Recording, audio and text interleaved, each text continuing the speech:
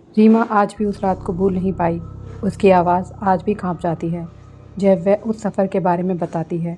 वह सफ़र जो एक खूबसूरत छुट्टी के नाम पर शुरू हुआ था, लेकिन एक भयानक रहस्य बनकर ख़त्म हुआ। यह कहानी उसी की ज़ुबानी है।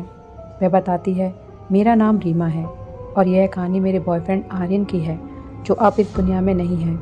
यह शायद है, लेकिन जैसे हम जानते हैं वैसा नहीं। सब कुछ एकदम सामान्य था। आर्यन और मैं पिछले 3 साल से रिलेशनशिप में थे। वह बहुत खुश मिजाज, हंसमुख और थोड़ा एडवेंचर पसंद करने वाला लड़का था। उसे हमेशा नई जगहों पर घूमना पसंद था। एक दिन उसने कहा, रीमा चलो कहीं दूर चलते हैं, भीड़ से दूर, सिर्फ तुम और मैं। मैंने मुस्कुराकर पूछा, कहाँ? उसने मोबाइल पर एक लोकेशन दिखाते हुए कहा, हिमाचल में एक छोटा सा गांव है। बहुत कम लोग जानते हैं इसके बारे में। नाम है भैरवपुर। नाम सुनते ही मुझे थोड़ा अजीब सा लगा, लेकिन मैंने ध्यान नहीं दिया।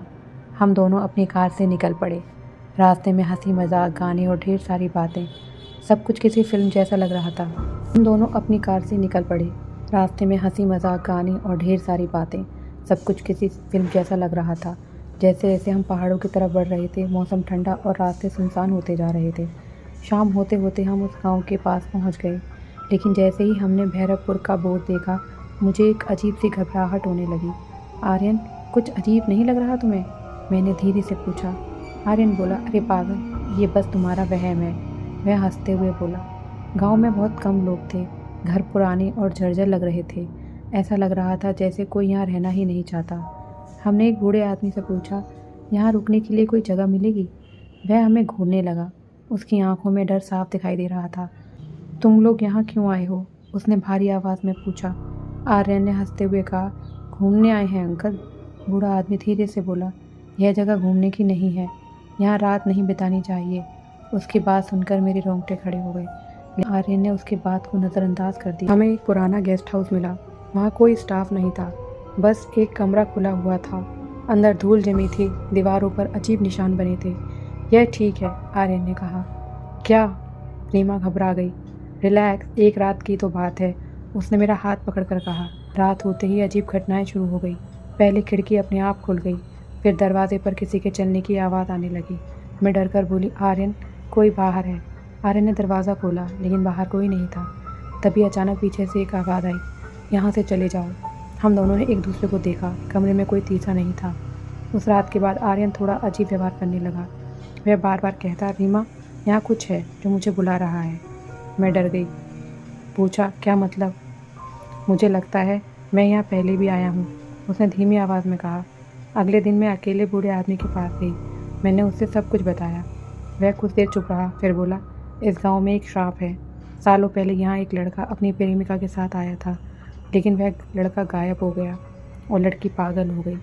फिर? रीमा ने डरते हुए पूछा। लड़का कभी नहीं मिला, लेकिन उसकी आत्मा आज भी यहाँ भटकती है और यह हर साल किसी नए लड़के को अपने साथ ले जाती है। मेरे पैरों तले ज़मीन खिसक गई। मैं तुरंत गेस्ट हाउस पहुँची। आर्यन वहाँ नहीं था। मैंने उसे हर जगह ढूंढा, लेकिन वह कहीं नहीं मिला।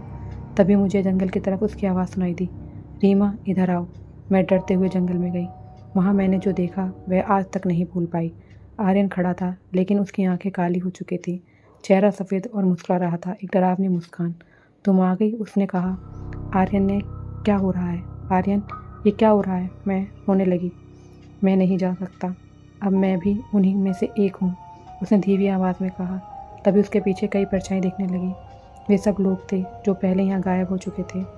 अब तुम भी यहीं रहोगी, उसमें से एक आवाज़ आई। मैं ज़ोर से चिल्लाई और भागने लगी। पीछे से आर्यन की आवाज़ आई, भाग जाओ रीमा, अभी भी मौका है। मैं किसी तरह वहाँ से भागकर कार तक पहुँची और बिना पीछे देखे वहाँ से निकल गई। मैं बच गई, लेकिन आज भी हर रात मुझे आर्यन की आवाज़ सुनाई देती है, रीमा वापस आओ। रीमा की आंखों में आंसू बहने लगे। वह धीमी आवाज़ में बोली, मुझे लगता है वह आज भी मेरा इंतज़ार कर रहा है और शायद भैरवपुर आज भी किसी नए शिकार का इंतज़ार कर रहा है। क्या तुम वहाँ जाओगे?